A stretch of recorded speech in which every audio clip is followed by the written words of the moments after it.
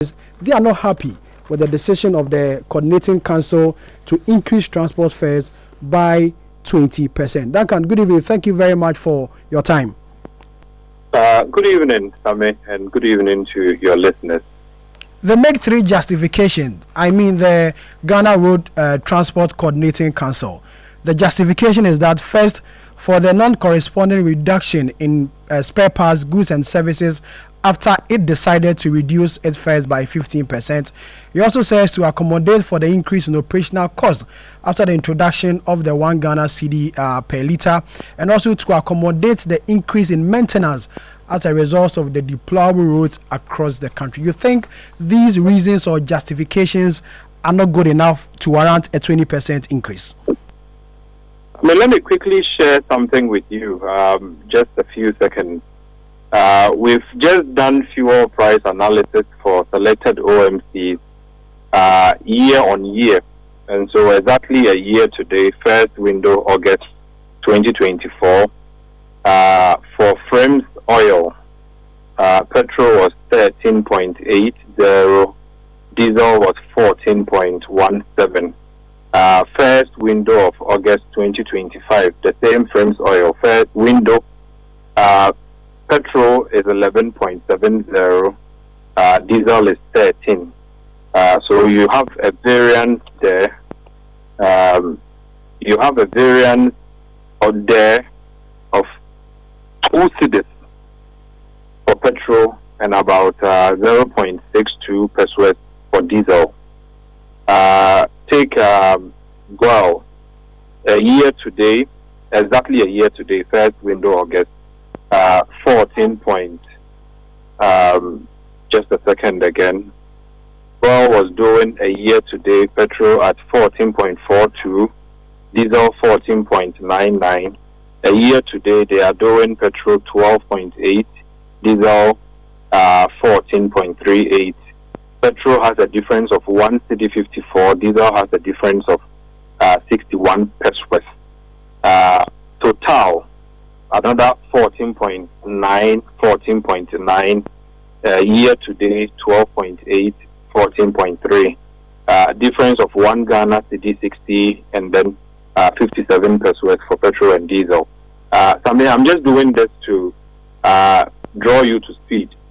The general mood of Ghanaians today is not supportive of what the Ghana Road Transport Coordinating Council is seeking to do. And I'm sorry, this will backfire badly. On your platform, you've engaged GUTA, you've engaged Automobile Dealers Association, you've engaged Abosokan Spare Parts Dealers, you've engaged all sections of the Ghanaian economy. The conversation has been that things must decline, and GUTA would keep encouraging its members to continue to reduce their prices, right? Abosokan Spare Parts Dealers will tell you today that the cost of parts year on year would have declined. Fuel prices have declined within the same period. And so you end up wondering, if you do the transport fare computation or matrix, you would end up wondering which of the variables the Ghana Road Transport Coordinating Council is seeking to use to punish the commuting public by 20%. None of the indications would help their argument. I have heard the same argument that said, okay, petrol has been increased by 1 Ghana cedi. They were not consulted. I agree perfectly. They should have been consulted. I would share that government should not just take decisions any day, anyhow, without recourse to the people who will bear the brunt of those decisions. So they should be consulted. But if you were not consulted, and so you are peeved in one way or the other, because this is more like a punitive, upward adjustment. The matrices don't suggest, the numbers don't indicate that there's a justification for you going up, but you are probably not happy because government didn't consult in increasing by 1 Ghana cedi levy.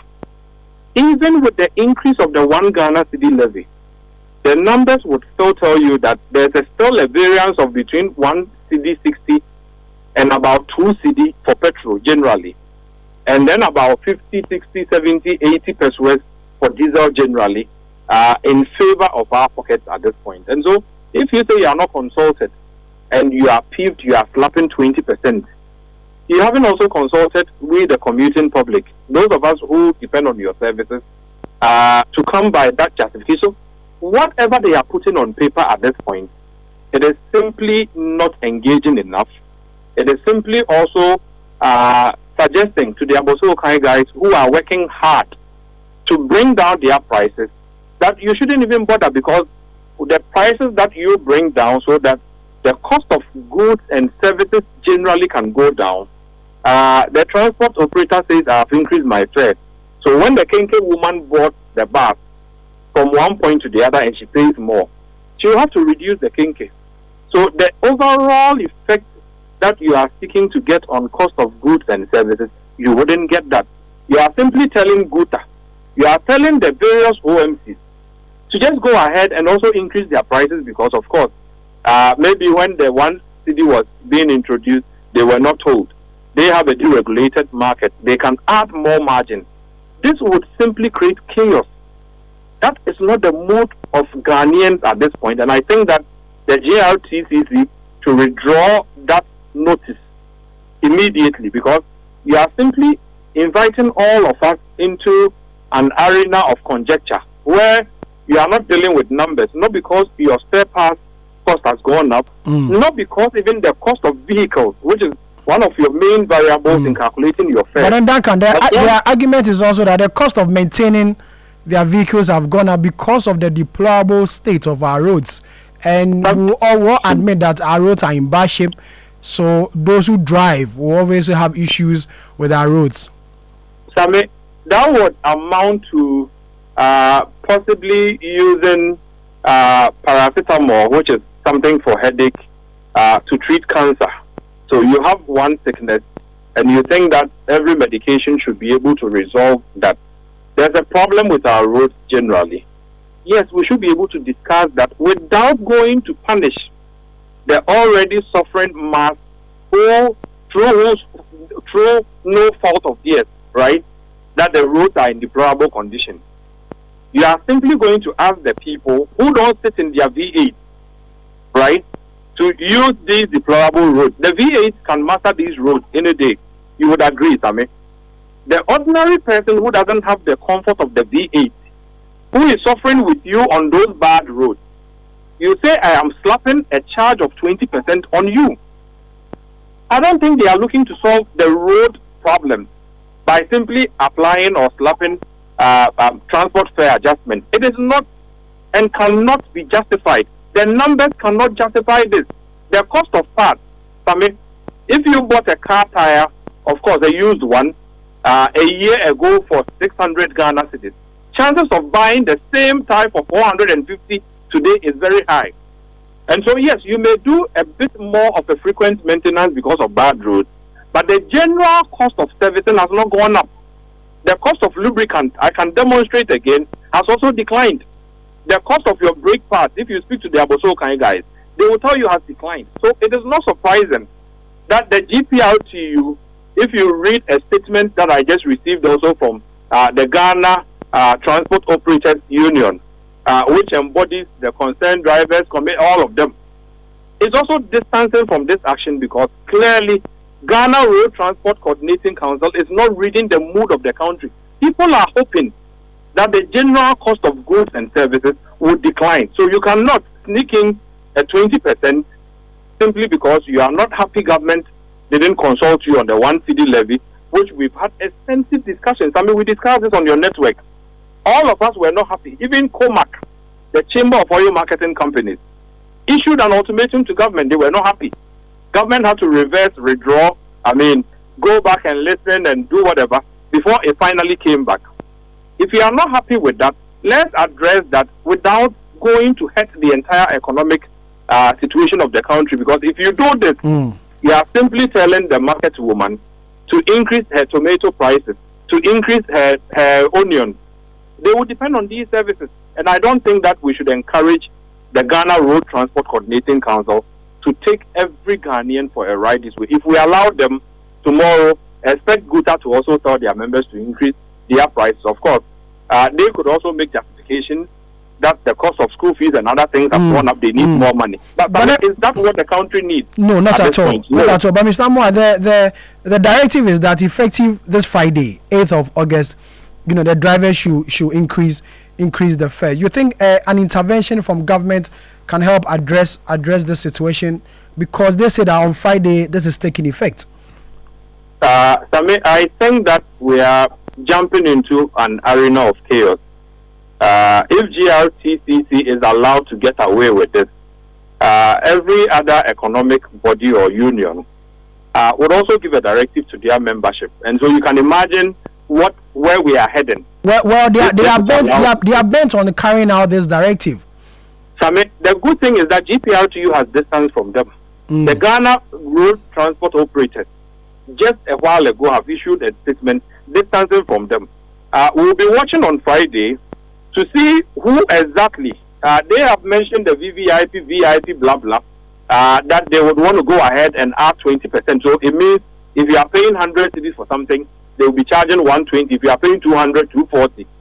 We will be watching the space by Friday, and if push come to shove and we need to intervene, we would intervene with the court, because there's really no justification in telling all of us that you should pay more because they are peeved their roads have not been constructed. They are peeved because they have not been consulted. If that is allowed to stand, you are telling all of us that GUTA should also be emboldened tomorrow to tell their members to slap 10%, 20%. Where would this country go with this sort of attitude? I think GRTCC should refrain, desist, and immediately withdraw that directive, because it is simply going to be leading to nothing but chaos on Friday if they proceed with it. You have an idea of the number of transport unions this coordinating council controls? I mean, the number of buses they have control over? What I do know for a fact is that even the committed or concerned drivers would also have their members. In times past, sometimes they make these moves, and of course, cool heads are called upon to prevail, because it cannot be right that you say that only your members and that GPRTU members don't suffer the same consequences you suffer, right? Only your members, and that the concerned drivers, Yalberima and his people, Charles Danso and his people, everybody else don't suffer any of the consequences. It is only GRTCC and its membership that suffers this consequence, and so they want 20% more, not 5%, not 10, not 15, 20. We should allow them.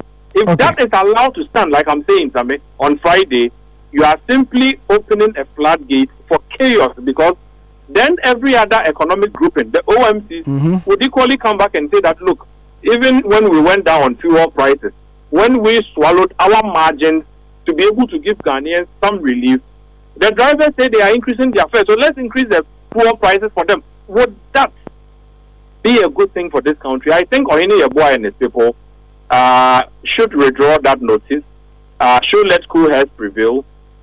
They should at least go back to the table with their other transport operators. If it is something they all agree to, I am sure common sense or cool heads would have prevailed. But once you have other driver unions vociferously distancing, it tells you that that decision is unpopular, it's unfounded, both in the numbers and in the matrices. It cannot be justified, it cannot be defended anyhow. So they should withdraw this before Friday. Otherwise, they are simply setting all of us up for chaos. Duncan, thank you very much. Duncan Amoah is the Executive Secretary of the Chamber of Petroleum Consumers, also known as COPEC, reacting to a